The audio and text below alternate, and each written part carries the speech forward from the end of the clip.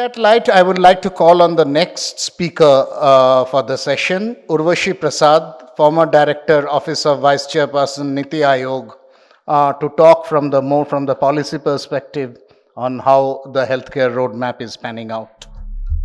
Thank you for having me here. It's a pleasure to be at this summit again, organized by APAC.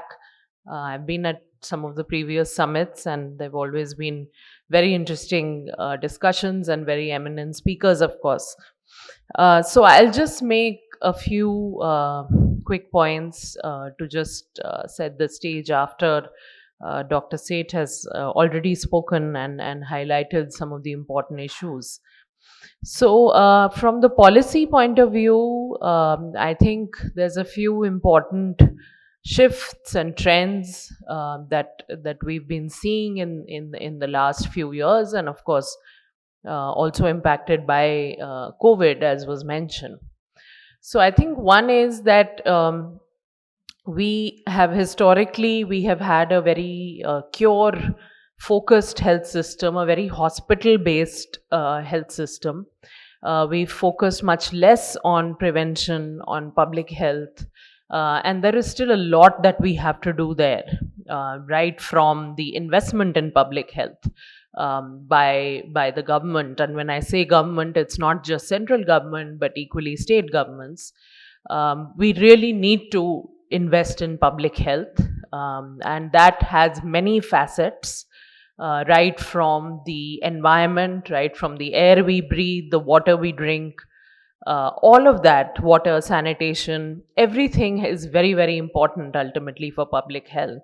And nutrition, of course, as many of you would know, that is still a big challenge for us. So I think that's one shift that we are trying to certainly make, is to give more focus on public health, on prevention, on health promotion, as was mentioned, that health is not just the absence of disease, but it's your wellness, your overall wellness, which has so many dimensions. So I think that's a very important shift we're trying to make. The second is an increased emphasis on primary health care. And as some of you would know, that health and wellness centers have been set up under Ayushman Bharat, but we are quite some way away from actually operationalizing these centers. The difference that these centers are supposed to have is that they are supposed to implement a full package of services. It's around 12 services, right from screening for different kind of cancers to oral health to geriatric health, and we are not yet there in terms of operationalization. So I think that has to be a big focus, because as we all know, just setting up a center, the brick and mortar, is not enough. It has to function, it has to provide all these services, it has to have trained healthcare providers there. So that is, I think, one other big area of emphasis right now and also going forward. The third piece, I think, is very much around integration of technology into the health system. So technology has limitless potential. We have AI, we have blockchain, we have so many things which are now available to us. Telemedicine, which was really accelerated during COVID, we saw very much accelerated adoption of telemedicine.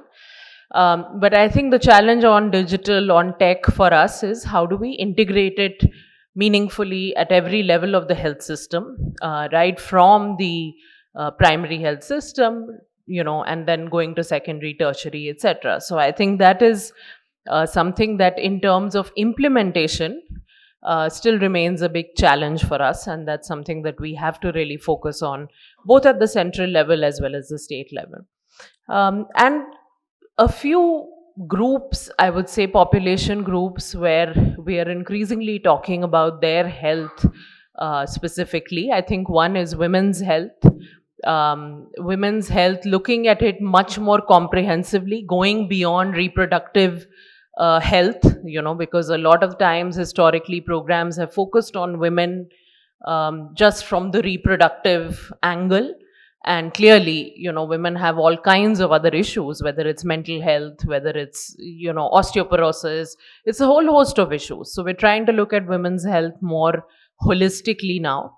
The other major group, which might seem surprising at this point, is the elderly. Right now, we think of India as a very young demographic, and that's true. But there is a limited window of this demographic dividend. We are also aging. We are going to have many more elderly people in the population who are going to have their own unique needs.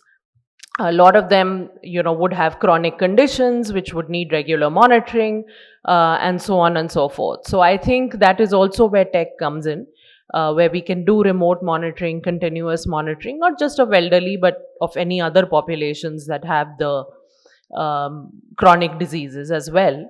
But I think elderly, we have to prepare our health system for that, because that is something which is coming and which is happening even as of now.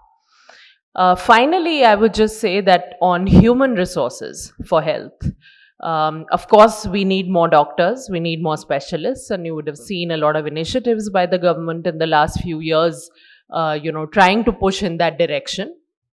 But I think it's equally important to focus on other cadres of healthcare professionals. So we have at NITI Aayog, I was doing a lot of work on nursing, on looking at the concept of a nurse practitioner, as you have in some other countries. So in many other countries, your first interface with the health system is not immediately a doctor or a specialist. It will be somebody else who's trained, but not necessarily a doctor or a specialist. So I think we need to develop all of those models, because we are a very large, diverse health system, and right now we definitely don't have doctors and specialists everywhere we need them. And also the allied health professions, I think we need to give more focus on those. So that is something that we're also trying to look at, because ultimately healthcare, like I said, it's not just the physical infrastructure or the devices or the diagnostics. Of course it is that. You can't, work without that. But the human resources for health is equally and if not more critical. So I think that is the last area that I would highlight, and I look forward to the discussions. Thank you very much. Thank you, ma'am. And again, for rightly pointing out the paradigm of healthcare spreads much beyond the physical aspects of it, and also on highlighting how the public healthcare system, both from a central and state level, should coordinate and align itself so that the best facilities are provided, and also involving all the stakeholders in the system. It's not just about the doctors and the surgeons, but also the nurses and other caregivers, who are also very important constituents of this overall ecosystem.